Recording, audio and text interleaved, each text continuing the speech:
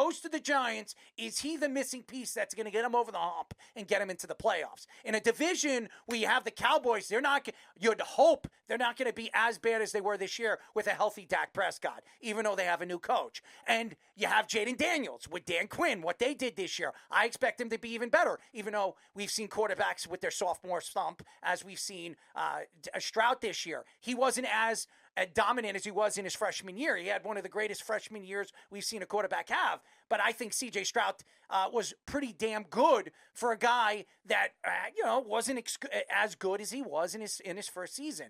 And then you have obviously the teams like the Eagles, who are Super Bowl champions. They're going to be just as good as they were last year. They're going to lose a couple of pieces defensively, but they're still going to be a good offense and a good defense, and they're going to be able to get at the quarterback. So I expect the Eagles to be good. That's just their division. You have also a North division that has the Lions, the Green Bay Packers, a Chicago Bears team. I mean, there are a tremendous amount of good teams in the NFC going into this year. So, this story is pretty interesting. Matthew Stafford obviously does not want to be playing for the LA Rams, maybe because they decided to part ways with Cooper Kupp.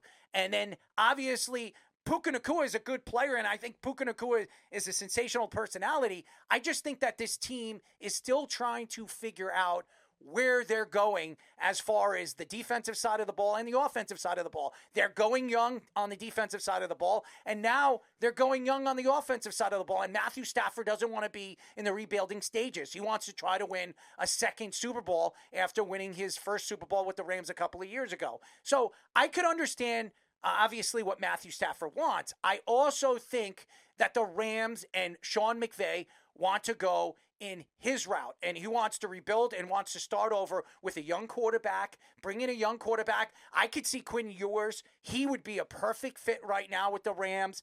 He doesn't have to start this coming season. He can sit back, learn an offense with Sean McVay, or Sean McVay could say, you know what? Let's feed him to the dogs. We'll work him out. We'll get him going. It might take a year or two to get him going offensively, and they can work him out. I think Quinn Ewers would be a great solution for the Rams in the second round, or maybe if Quinn Ewers falls into the third round. So I think the Rams are looking to rebuild. And again, I think the Giants are the team that Matthew Stafford wants to go to. I mean, the stories coming out is I don't think he's interested in the Browns. I don't think he's interested in the Rams. The only two teams that he's in, in the Raiders, I don't think he's interested in any of those two teams. I think the only two teams that he would be interested in playing for are the Steelers and the Giants. The problem with the Steelers is they don't know who their wide receiving core is going to be next year, because George Pickens could be traded sometime before the draft or during the draft because of everything that happened last year. So who's their number one wide receiver?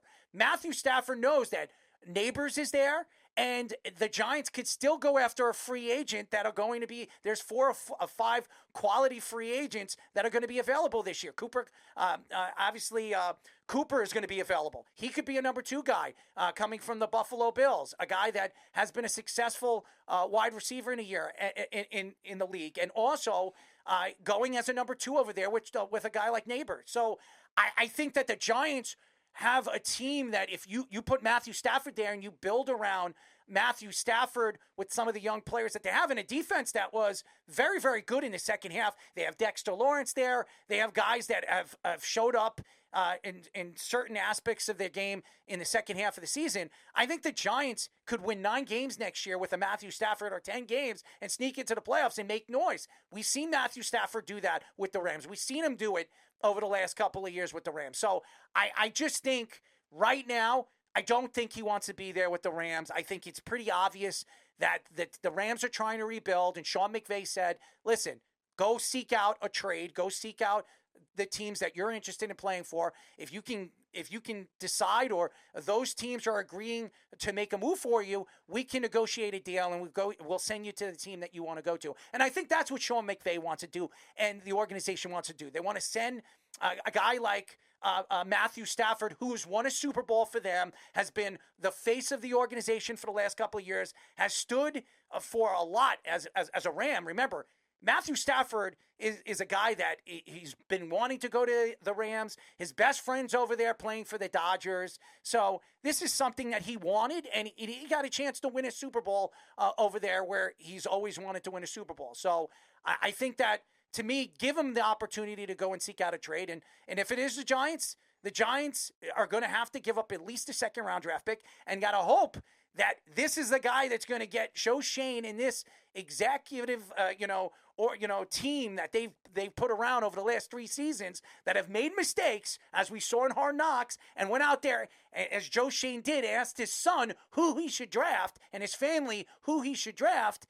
And looked like a mockery after a guy like Barkley went into the Super Bowl and had a record-breaking season, and then went throughout the playoffs, put up the numbers that he put up in the playoffs for the Eagles, and then won a Super Bowl with the Eagles, and made Joe Shane and the New York Giants organization look like a bunch of pansies.